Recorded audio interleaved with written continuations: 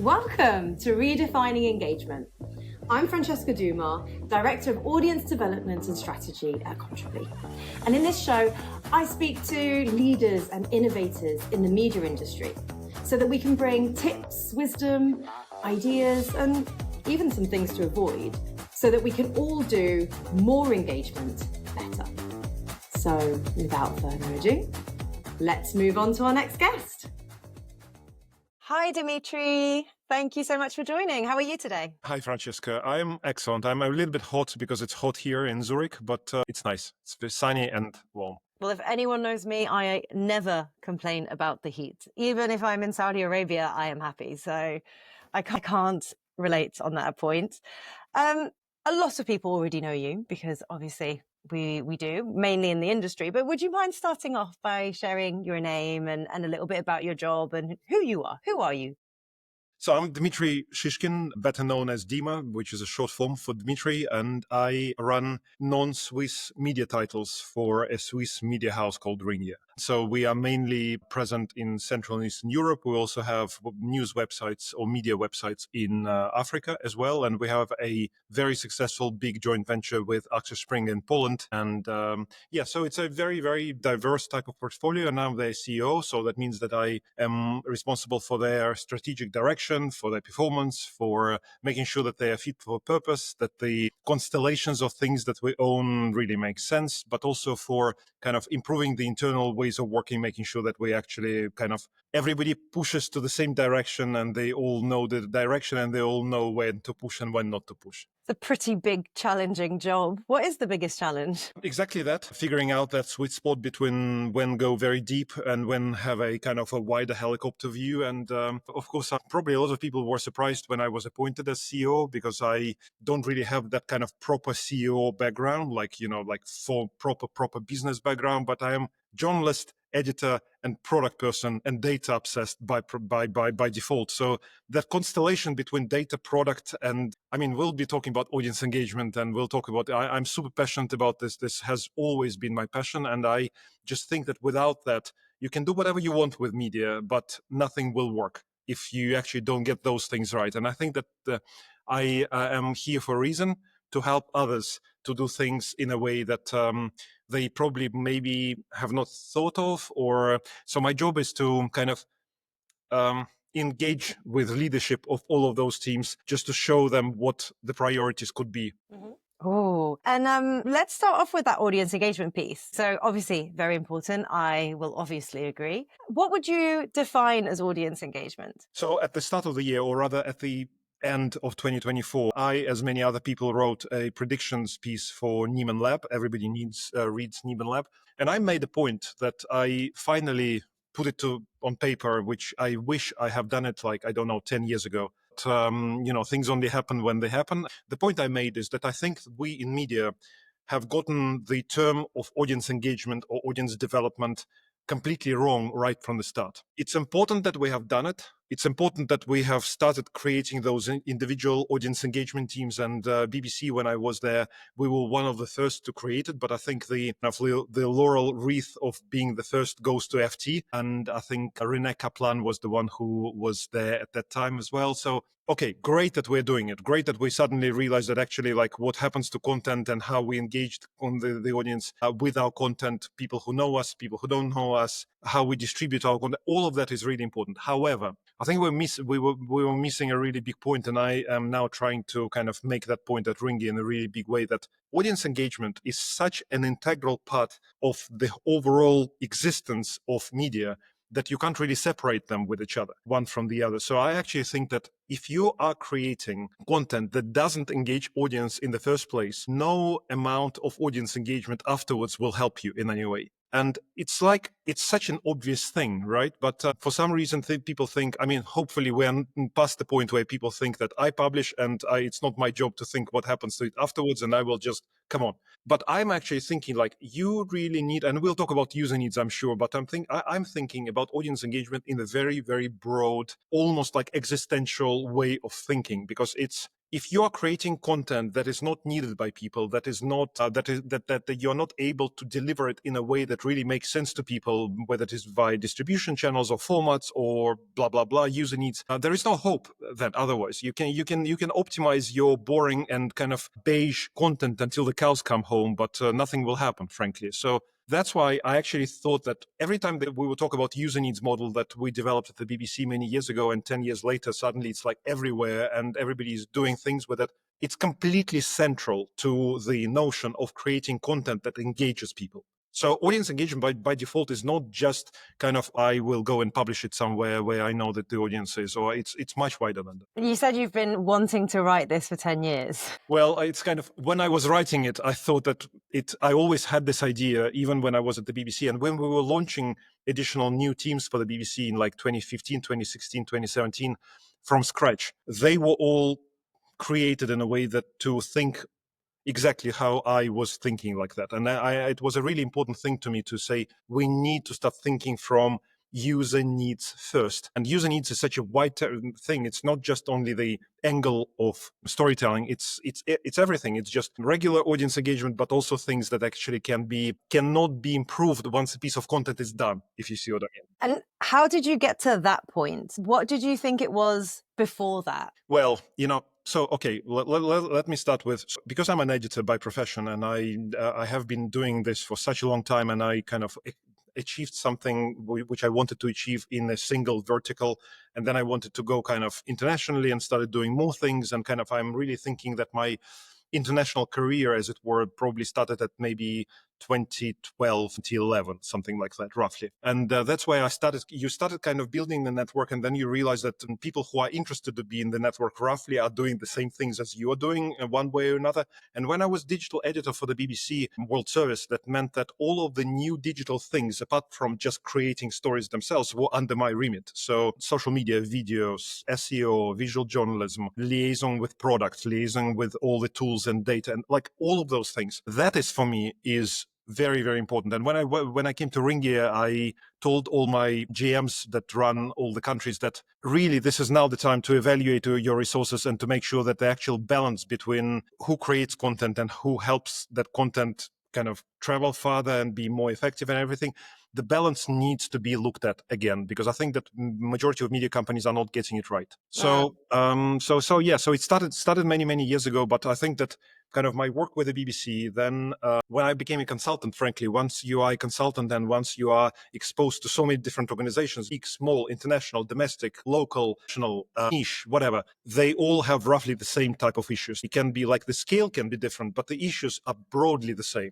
And if you have good people, then the motto is, and I obviously stole it from somebody else, that they hire good people and leave them alone, because they know what to do. It sounds very easy.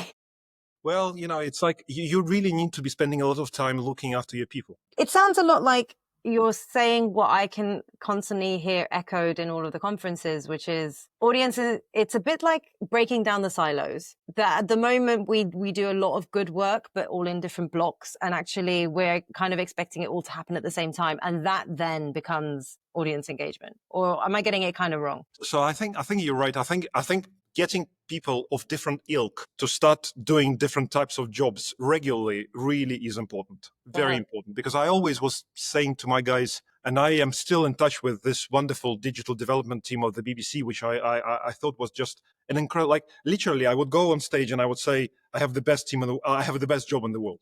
Like, imagine how cool is that? So you just need to be always committed to creating things that you're super passionate about, and everything else will fall into place. But going back to the question about how things should be working, I made the point once on LinkedIn at some point of time. I actually think that people coming from audience engagement, audience development, all of those kind of multidisciplinary, different types of angles, type of people who have editorial background, actually make the best editors-in-chief afterwards, modern editors-in-chief. I actually truly believe that, because the baseline on which everything is built, like nobody's questioning your editorial nous or your knowledge or your commitment to storytelling or whatever, but the fact that you understand that writing things or creating things is just only an important but a small bit in comparison to everything else that needs to be done.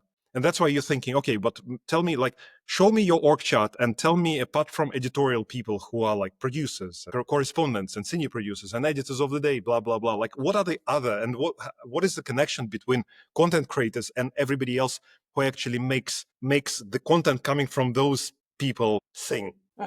You're making me think of something that it's going to sound a bit rude and I might actually cut this out. I don't know. But I always think that when I work, because I end up working with engineers and you end up working with product people. And I always find engineers particularly quite interesting because there is that idea that I've made something, therefore it has value. And actually, well, it's unless you can, not dissimilar. A little bit, like if you make something, it has value, but actually if you can't sell that thing or actually get people to use it, then the value isn't there, even though you've made it. Well, exactly right. 100% right. Because it's like this perennial question. When I was at the BBC, being public service organization, the editors were like 10 times more bullshit about those topics. Like everything I say is the most important thing and I need to go into it. But hold on, like if this is important and you need to write about it, and you wrote about it in the least important way, on the least engaging way, why are we paying you, frankly? Like, why are you in the job? Because if you are failing to explain why you editorially think that this is, like, you know how people are saying, but we have to to tell that story because nobody else will. Yeah, okay, fine. Nobody will ever question that, but tell it in a way that actually connects with people. Definitely. What are the main aims of audience engagement then? What is it delivering on specifically? Because it's easy to go broad, but then... No, of course. And, it's like the distribution channels, of course, reaction to people and making kind of audience the center of everything that we do is the second. So kind of audience centricity from the point of view of commissioning. So you all remember the wonderful American company called Harken. And I am so privileged to have worked with them right from the start when they were like only starting. And we at the BBC, we achieved great results with Harken. And I literally would say that if you are running a media organization and you don't have that, forget about the technology itself from the moment. But if you don't have that idea of saying, actually, I don't want to decide anything for my audience. I actually will give them 4 credible options. They will tell me which to commission, and I will go and commission it. Come on, it's such a basic thing, and I don't understand why more people don't do it. Like the whole journalism needs to be like that. You need to be, and that's why when you talk about, and I talk to ChatGPT a lot about this, and we're constantly in discussions about, everybody's about, but how make your content relevant and how make your content stick and everything else. But you only need to say. And this is when I was a consultant, and Smart Talk and I, this editorial analytics company, we always kind of were presenting in this way. What will happen to the life of your audience if you, as media organization, will disappear tomorrow? What will happen? If the answer is nothing will happen, that's it. Close the shop, frankly. So the answer is, so distribution angles, so all of the search, and now, of course, AIO and being visible in by LLMs and all of that type of stuff, and then kind of being able to create products based on your different distribution methods and different distribution channels. And that's one thing. The second piece, of course, is about audience centricity and just making sure that you are driving those things. And if you haven't done it, you need to do it on a kind of trial by trial basis or section by section basis. And that's super important. That's super central. Then you would say, I would also, people kind of put the actionability of data there as well. So because of course, ideally you would be sending individual actionable notifications from all of your tools and everything else to individual editors and everything. But it's a wishful thinking, frankly. Like you need to, like I'm talking to all of my GMs in Ringier Media International, and we're talking about actually creating shifts for the time being, just to make the culture change happen, to make a shift which only reacts to actionable notifications sent by your third-party tools that you are using. Wow.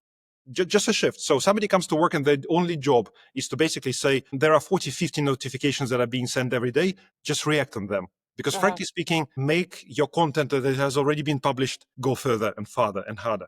I also would put the interaction with all other non-editorial roles into that team as well, because I think that when I was at the BBC, I was the only editorial person, although technically I wasn't belonging to editorial because I was belonging to a central team kind of in the middle called digital development. You speak to product with a single editorial voice, and all editors trust your opinion to say things on their behalf. And then you say the single thing from product back to editorial, also with a single product voice. The product people will also trust you to deliver that message to them. And I absolutely find that crucial. And I see in my areas, I see that you might belong to individual silos or individual areas or have a very specific title, but people who actually are able to be aware or cognizant of other people's considerations, actually they have their career mapped up for them. They are the most impressive, important people in the organization. They're your politicians, in a sense. You know what?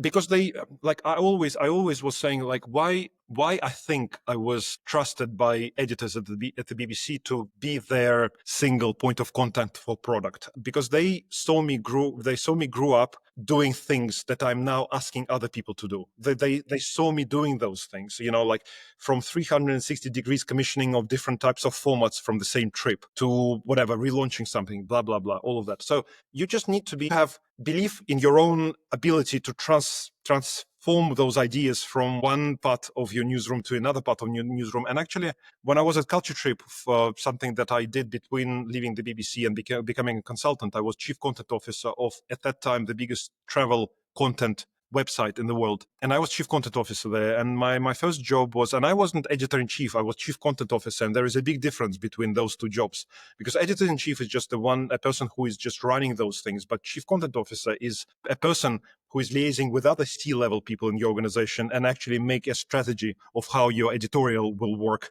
in various places. The first thing we did, we actually got key editorial people and key product people in the same room. And on the whiteboard, we made sure that our vocabulary was the same. That was my next question.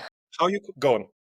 No, I said that was my next question, because what I was hearing was a lot of, like, to be able to be that liaison person, you need to have really common vocab so that you can reuse that to all of the different teams, and that builds 100%. trust. Yeah, sorry, I cut you off. Please continue. 100%, because otherwise, people will really be, I think I even had it in one of my presentations when I was in consultant, a slide how similar things would be called different by different organizations. Once we're humans, we tell stories. If stories are told using different words, we can't relate to that. We just can't. And I think it's really important to get people relaxed and kind of not thinking, oh my God, you said a word which I don't understand what it means, and then I will be lost in the meeting for the next 15 minutes because I actually will be still thinking about what you said. You just can't afford to do that. We just need to remember that we're ultimately working with human beings, and human beings, you just need to, this famous phrase, everybody will forget what you said, but nobody will ever forget how you made me feel. And I think this is just central. Yeah.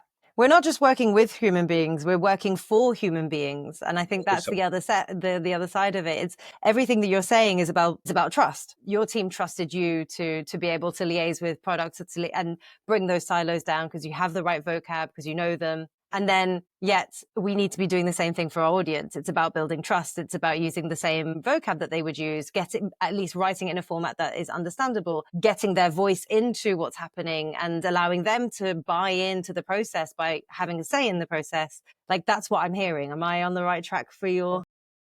I would add to that, being super transparent about your decision making. Like sometimes I'm thinking, like, if I were the editor right now, I would be spending a lot of time putting explanation of what I do into my journalism more than just equally than doing journalism itself. I remember when Tortoise launched in the UK a few years ago, and I was such a big fan of them right from the very start. They had this box which I loved, and the box was expendable box in every article where the editor was explaining why this piece was commissioned. And I was like, oh my God, like mind blown. Like, why wouldn't we do it everywhere?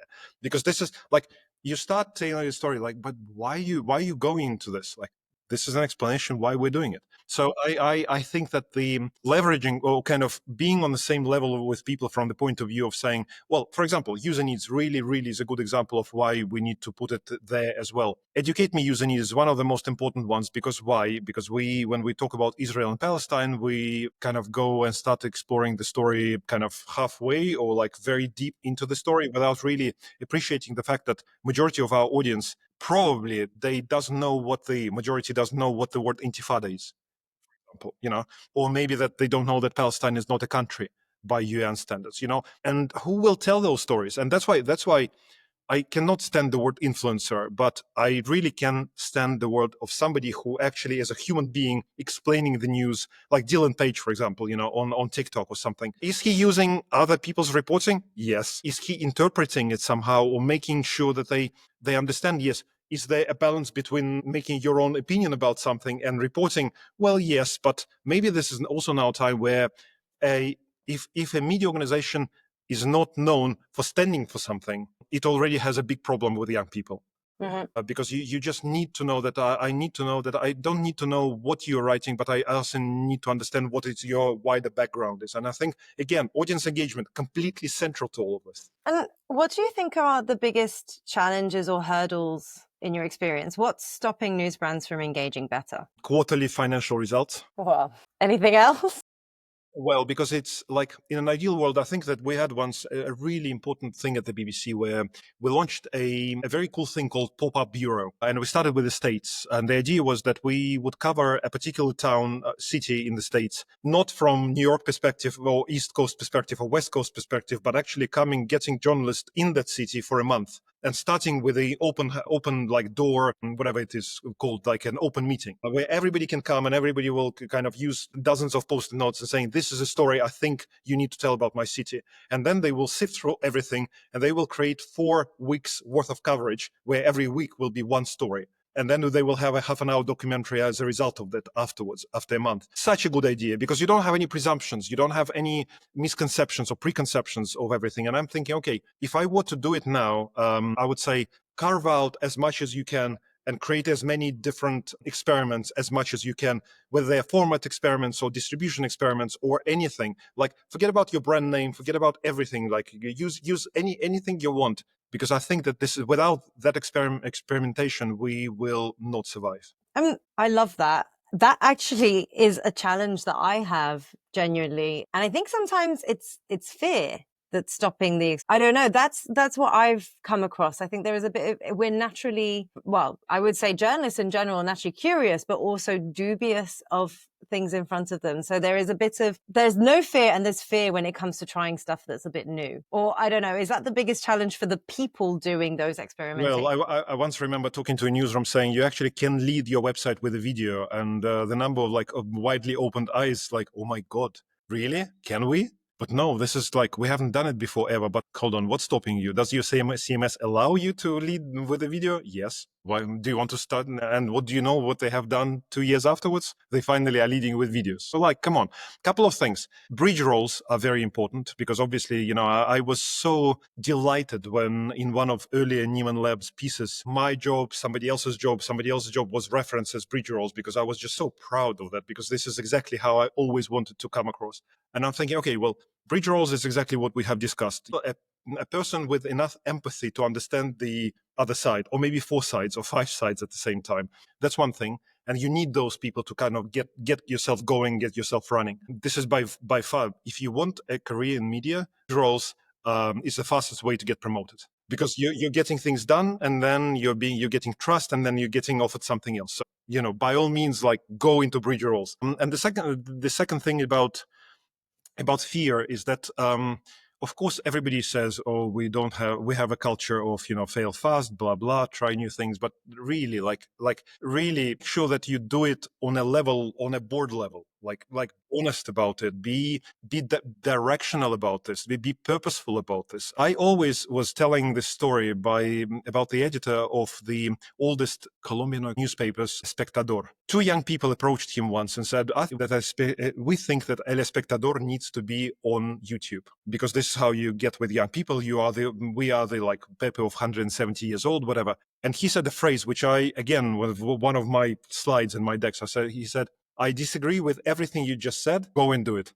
Because that's another thing. At some point of time, you just need to be confident in yourself to say, I don't really have a moral authority to judge that idea anymore, one of things or the other, because anyway, the point here is that, and he actually left his office every weekend or every week, or whatever, every 1 day a week in the afternoon to allow people to film their YouTube video in his office. Like, how cool that? How cool is that? So I love that idea so much. And I love that, that vision and that confidence in yourself, because that the more people, the senior people say, I actually don't know, I need to go and ask somebody who does, the healthier organizations we will have. So I just love that. And I think that it's the times where people were know-it-all and everything are truly over. And I think that also will be super appreciated by our audiences, because you can actually say to people, you know what, we don't know that, but we will try to find out for you. Yeah. It's all about people. Have you got any strategies that have proven like particularly effective when it comes to engaging audiences? Well, creating better content would probably be good start, and this is something that we kind of do obsessively at Ringier right now, where we constantly are optimizing our content and trying to kind of go into different user needs which we never tried before, or we're committing to creating certain number of different articles that we have not done before. Formats, of course, I think it's a combination. I think it's a combination of just trying to always be on the lookout to say, I want to try it. I will just want to try it. When I was at the BBC, I incentivized myself to bring 3 third-party tools. Sorry, no, let's be more modest about this. I incentivized myself to do 1 tool, external tool a year, because again, and that external tool can be whatever. And I remember it was like Chartbeat 1 year, Social Flow another year, like a quiz maker another year, a Twitter live module another year. Like all of those things, they add something to your editorial, and you also have that muscle. You train the muscle of your newsroom to say, or your organization to say, actually, everything is possible. We just will go full in on it, and we'll just try our best. And I am completely for it. So I think that experimentation and just being honest about things that you don't know and you need to try, and learning from others. And that's why I love our sector, because our sector is incredibly friendly and incredibly honest and incredibly open. And I love that about that. That's interesting. So these are the ways that you're incentivizing your team to experiment. So you're bringing new tools, so they're always used to changing all the time. What else do you do? Well, the tool optimization will be one, content optimization will be another one. So you kind of constantly saying, what if we stop doing update me stories all the time, and we'll do help me stories for this particular section? Let's just see. Our audience, our media is not known for politics coverage. Instead of doing a update me content for politics, because nobody is expecting it from us, why don't we do divert me content for politics and just see what happens? And I actually will go much deeper than that, because I actually think that change will never happen on a level of organization as a whole. Change needs to happen on a level of individual beats and individual sections and individual editors, because then you will be able to say, actually, you know what, we improved our big cities coverage by a factor of X, Y, and Z in a year, and that's okay. That's for me. I actually asked all my teams this year to say that, of course, everybody wants to grow and blah, blah, blah. But actually, what I really care about is 2 things. I want to see the average article reads per section grow. So basically, you need to say to me, in economy, it was 10,000 page views per article, but at the end of the year, it's 15. So that means to me that you actually started creating better content because your commissioning is better. And the second thing is about growing a loyal audience. Because ultimately, I don't really care about the big reach anymore, because all of this is it's something that it's self-fulfilling prophecy in a negative way, because you are chasing numbers that actually don't really mean anything anymore. And again, I already told you that, the financial results of every quarter matter. Of course they do. But the thing here is that you will be found out very quickly, very soon. Your advertisers will find, and even I remember even at the BBC, we had this trial of translating all non-news verticals from English to foreign languages, like BBC Health, BBC Capital, BBC Workplace, whatever, like all of those verticals which are non-news. And we have proven that the audience that consumes that content, in comparison with the general audience of those language websites, is much more engaged on all levels. And that's how you go back to your advertisers and you tell that story. You say, actually, you are not buying BBC Capital anymore, but you're buying BBC Capital and 10 other versions of BBC Capital worldwide, because the level of audience engagement on those articles is completely different to the rest of the website, which is a wishful thinking, probably a little bit naive from me about how you talk to advertisers and everything. But I think the gist of it actually stays and cannot be compromised, because you will be found out sooner or later, whether you will be found out by LLMs if you don't really know what you stand for, if you don't really know what your unique selling point is, what your USP is, or you will be found out by the audience, because audience will not see anything meaningful coming from you, because it will be just beige content throughout, nothing new, or you will be found out by advertisers. Yeah. So someone's going to catch you out whatever happens, basically. Precisely. And how are you getting your audiences to interact directly with editorial teams? Is this something that happens often? You talk so much about user needs. How do you bring that in? Well, we do internal stuff, of course. We analyze the output, and we challenge people to kind of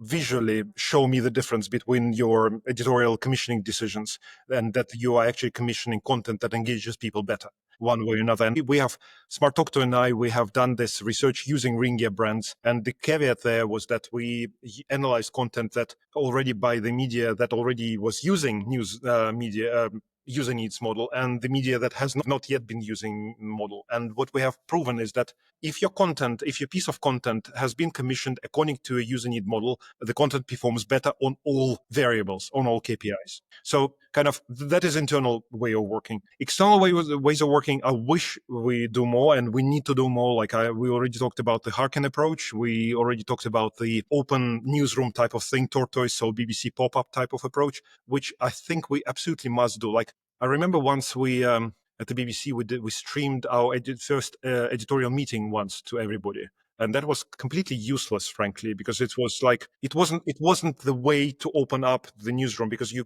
don't deal globally, open it up. You actually open it up on an beat by beat basis or output by output basis, and you say, you know what, from now on we don't think that we are better than you because we are commissioning things and we have that right. We actually want audience to be our commissioner. And I am truly behind that idea. And I think we need to do more of that. We don't do enough, but I think we will. And I think LLMs will help us a lot with that. Because you know what, then it's the same thing when Harken was once, there was this apocryphal story about one of the correspondents at the BBC who said, oh my God, I never even thought that audience would be interested in those aspects of the story. You know, I think it's exactly the same everywhere still. Do you have any other examples for me of times where your audience engagement might have surprised you, where the reaction was different to what you thought it might be? Well, firstly, we always need to say that the bets that we are placing, they always need to be considered through the prism of longer game. You can't be short-termist about it, right? Because it's, well, first, people understand that because we work in media, we have fluctuations of content. Like this morning, I was talking to my Serbian colleague, and he said, well, and the lady who runs audience development in Serbia, she said to me that once the weather is nice, then nobody reads news. That's a fair thing, maybe in some countries, but then the Hungarian counterpart said, actually, this is completely not true for Hungary. And so you really need to be like super precise about what exactly you're trying to change where. It's a little bit like when I was a consultant and I was doing some gigs about culture change and kind of the things you do in newsrooms, and how things that currently are the talk of the town in the States, they are completely unrelatable in Eastern Europe, for example. You know, I can and completely maybe imagine that. maybe this is just time frame, and maybe they will become relevant, or maybe what is relevant right now there is going to be relevant the other side as well. So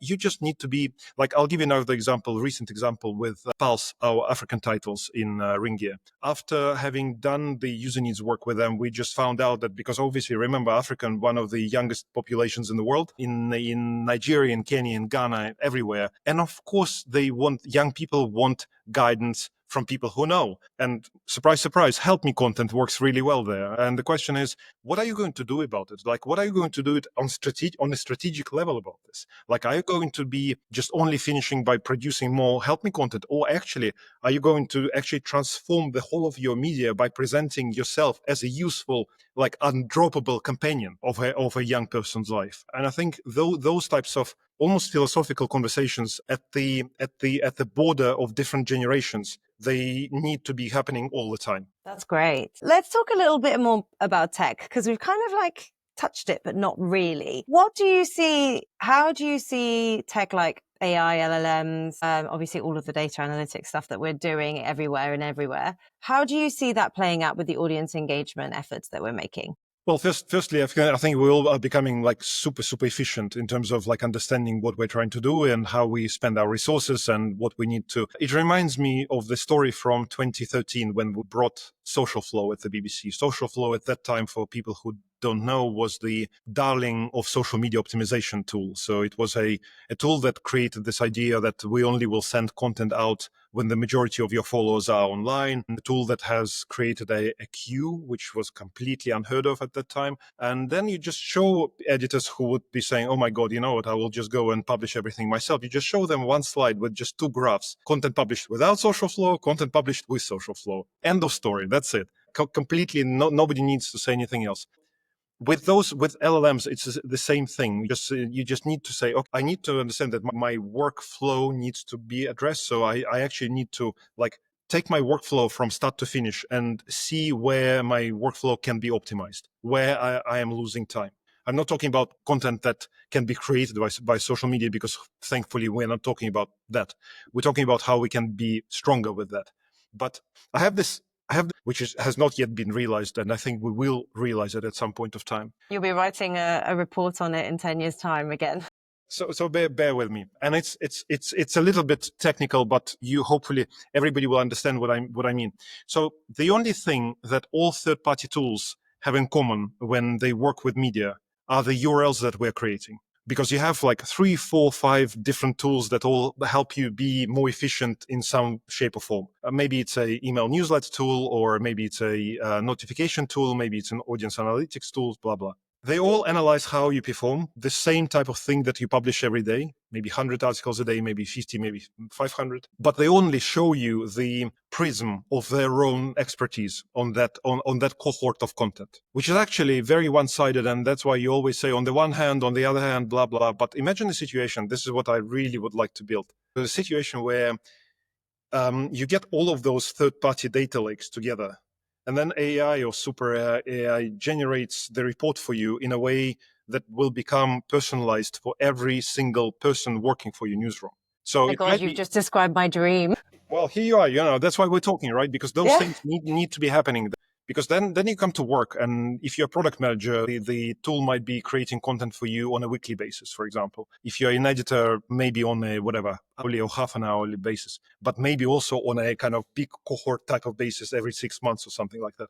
And so if you're a product manager, it will be so. Actually, your navigation is completely wrong. Your front page is completely wrong. You are pushing wrong type of stuff to people. And because I still think that the decisions of what type of modules to create are still human driven, which I think is a big it's advantage that we have a privilege of creating those things, but let's also be real about how we can be better at that. And sometimes we'll be surprised, because sometimes I really would like to segment my content in any way that I can, and that will be very surprising, because once you have a very, very cool taxonomy of what you know about your content. So imagine every URL has, 30 different variables of some sort. And those variables, it's impossible for human brain to interpret in any shape or form. Once it becomes just too hard.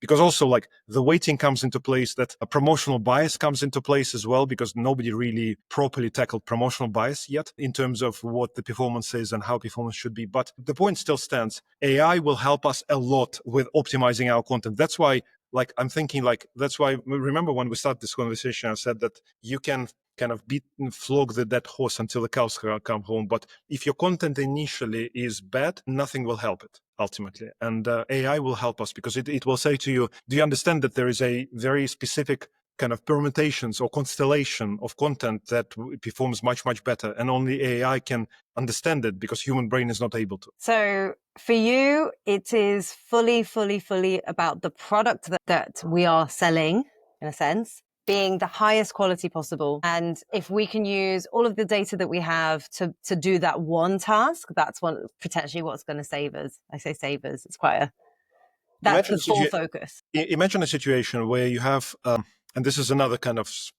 dream of mine. Imagine a situation where you have, imagine a matrix where one axis is, say, 10 most used formats by media. And by formats, I don't mean audio, video, text, because these are content types, but I mean things like listicles or explainers or first-person accounts or Q&A, whatever. And then you have user needs on the other side. Ideally, you also would want to have maybe distribution platforms as a kind of not a B type of matrix, but maybe more of a 3D type of matrix.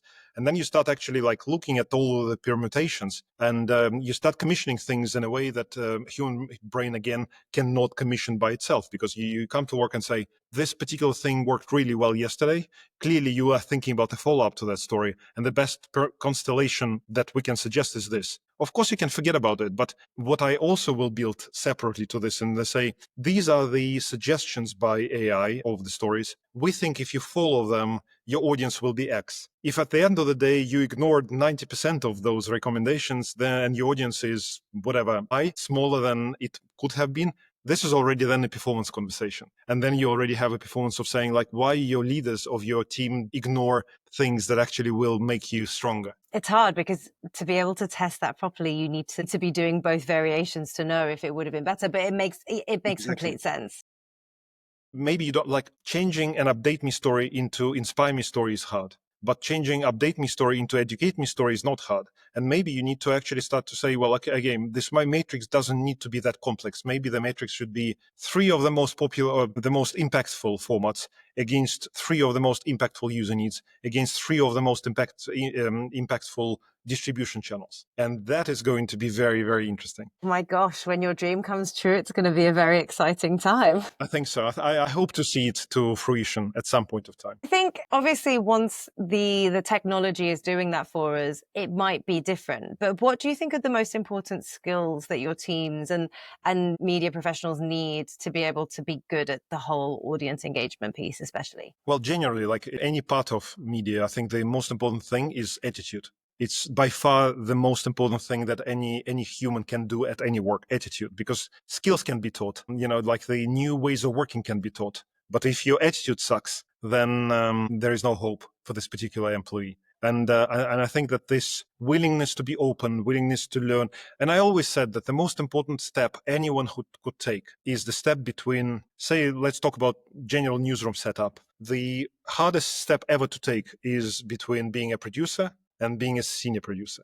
Because senior producer is somebody who is maybe a shift leader, somebody who looks after the work of maybe 3 or 4 or 5 other people. And then once you become then becoming assistant editor and senior editor is very easy because you already kind of know the drill. But not a lot of people can make that earlier step between being a producer and being a senior producer. Because senior producer means that you are responsible for others. And maybe this is a Boy Scout ancestry kind of past of mine, where the most important thing you learn when you're a Boy Scout is that your actions directly impact others, nothing else. That's the most important thing. And this is the difference for journalists as well. You just need to remember that the way you are going to be leading that team of 5, you're going to be setting an example, and you need the right people in that right place. And this is probably going to be the hardest challenge still for modern media, irrespective of LLMs, AI, whatever. It's just that willingness to embrace, willingness to say, yes, I'm on it. I will do it. Especially when everything is changing so quickly, that willingness to try everything and even faster than we ever have before it's a challenge for a lot of people. You're talking about leadership, but what about the people who aren't necessarily leading just yet? It is still attitude, isn't it? Well, of course, because it's you know what? I'll give you another apocryphal story. I will not say from where I heard it, but a person comes to a younger person who has distinguished themselves somehow, and this person, the leader, says, "I want to promote you, and I want you to give you a 9-month long project to run, because this is I believe in your ability and everything else." And that young person says, "I can't commit to that. I don't know where I will be in 9 months, and it seems too daunting for me." And that's the problem in a nutshell that you have. And I'm not saying that this is specifically the problem of young people right now. It's a problem of that particular person, but you need to be aware and mindful of those things. And I had a lot of examples in my career as well, where you would place a bet on somebody and would start developing them. And then you just realize that for this particular iteration of what you wanted that person to grow into, this is just a wrong person. And that's also fine. Absolutely fair enough. One last question for you. If we were talking to a newsroom, do you have a hack? Do you have something that people should be doing? Maybe it's a newsroom that's just starting out. Maybe it's one that's been there 100 years and they're changing their focus. What would the one thing be that you might suggest they do? Evaluate the balance between content outputters and everybody else who supports them. Look at the balance. The balance is likely to be wrong. You are probably over-indexing with content creators, people who actually write things. And it's a pure Pareto principle, probably about 80-20 or something, but in most cases, probably 95-5, which is actually wrong. So I always will say, both as a consultant and even now in my job right now, if you have a vacancy in journalism output area, evaluate the whole setup. And it's like, I am a journalist by profession. I am an editor by profession. I shouldn't be saying those things, but I must be saying those things because I think that if you have that kind of group of people who support others people's work by default, they will make other people better than if you were to hire another right. And this is for me the most important thing that we can do right. We can do better. Wow, that is a very different hack to any of the others that I've heard. So thank you so much. Thank you so much, Dmitry, for all of your insights. I really appreciate the time. Thank you very much. And I really appreciate your interest as well. Thank you. Thank you.